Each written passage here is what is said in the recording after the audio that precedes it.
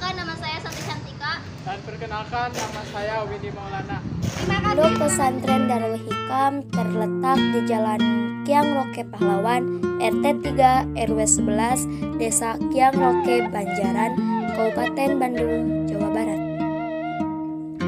Sebelum Pondok Pesantren Darul Hikam berdiri, daerah Kiang Roke dan sekitarnya masih berupa hutan belukar yang penduduknya masih minus agama Islam dan merupakan daerah persilatan yang dipenuhi oleh para jawara dan pendekar.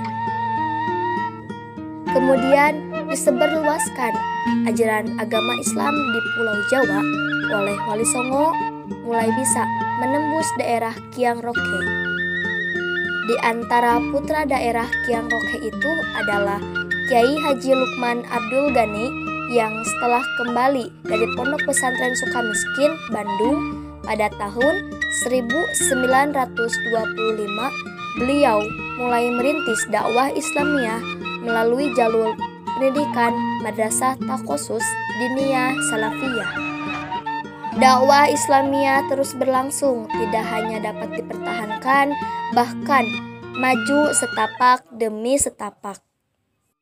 Sementara itu, pengkaderan pun terus berlangsung, dan di antara putra daerah Kiang Roke adalah Kiai Haji Ahmad Jumhur yang diberangkatkan ke berbagai pondok pesantren, antara lain Pondok Pesantren Sukamiskin di bawah asuhan Syekh Kiai Haji Ahmad Dimyati dan Pondok Pesantren Tebu Ireng Jombang di bawah asuhan Syekh Kiai Haji Hashim Asy'ari.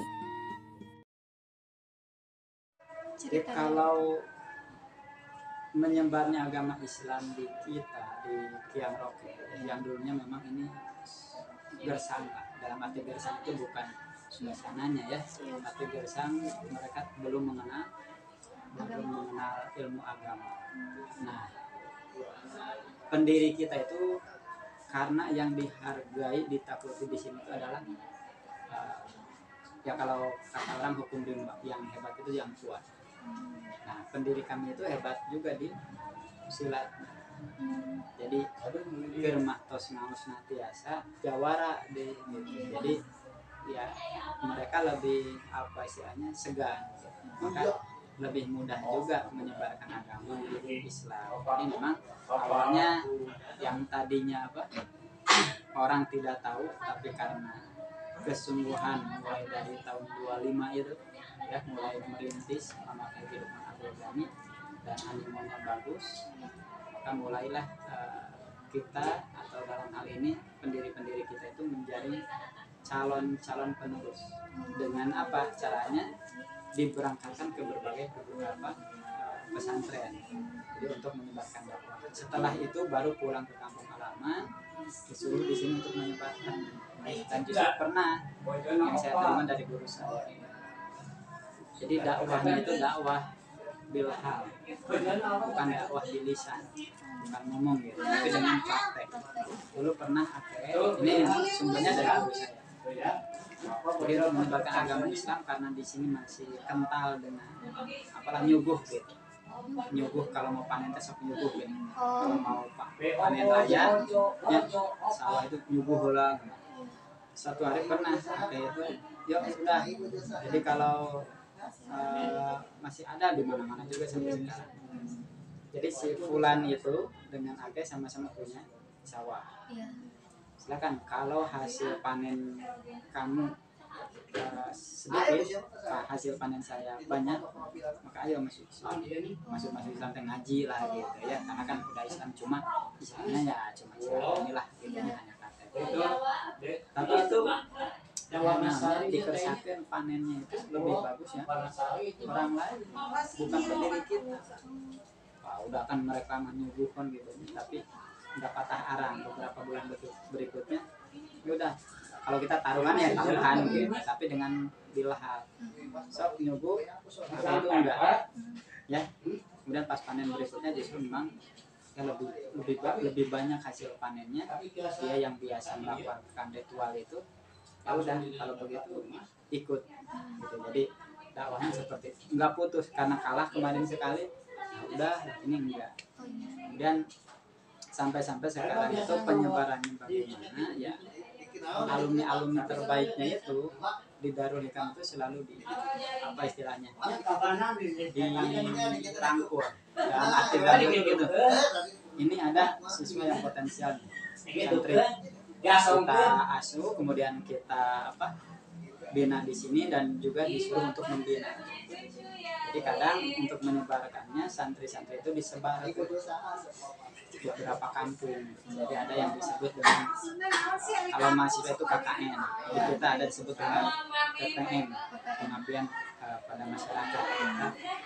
Baik Pak, pertanyaan selanjutnya, kebiasaan apa yang selalu dilakukan oleh para santri ketika berkaitan dengan alam? Kalau di sini memang lebih kebanyakannya kita apa istilahnya kegiatan di dalam. Adapun kegiatan outbound lah, keluar gitu ya, itu jarang kita lakukan secara misalkan satu semester kita 1 atau 2 kali, enggak, hanya dalam kegiatan misalkan kekeluargaan. Jadi sinergisnya antara pesantren dengan madrasah dengan sekolah, karena kan di sini bukan pesantren saja, yang tadinya kan pesantren, karena pengembangan jadi ada madrasah, jadi biasanya itu diikut sertakan di kegiatan sekolah. Jadi kalau khusus santri enggak, dan memang santri itu mereka tidak diperbolehkan untuk istilahnya hiking gitu ya, untuk menghindari inilah fitnah. Yang terakhir Pak, adakah kebiasaan dari awal hingga saat ini yang harus dijaga Oleh santri? ya? Ya tentu sangat ada dan sangat banyak. Salah satunya Yang paling penting yang harus dijaga oleh santri itu adalah satu aja sih, akhlak. Jadi di kami itu malah justru akhlak itu nomor 1. ya. Sepintar apapun santri, kalau akhlaknya jelek, enggak bisa jadi dia dikeluarkan.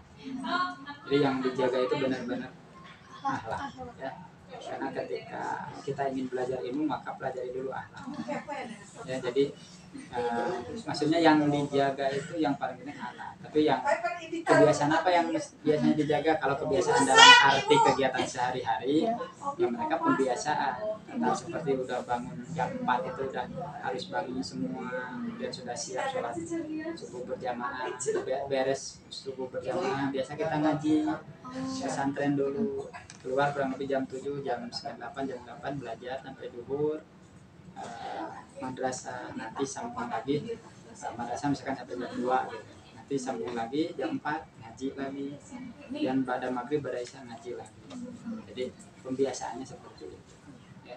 Dan kegiatan keasramaan paling, kegiatan keasramaan ya itu diadakan oleh pihak asrama biasanya di malam Ahad, kemudian Ahad pagi dan malam Senin. Itu semuanya kegiatan asrama, termasuk pembiasaan. Kalau yang dipertahankan itu apa yang harus dipertahankan oleh santri? Pokoknya keluar dari sini dan jangan lupa itu apa? Alma mater.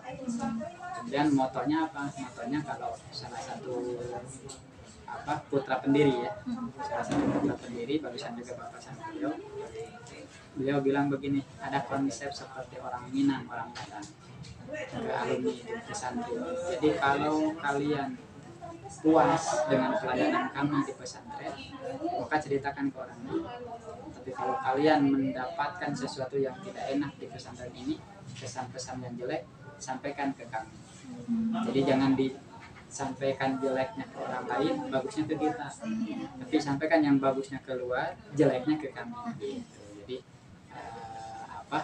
konsep orang Minang lah seperti itu dipakai untuk ya santri-santri kalau udah mau keluar gitu.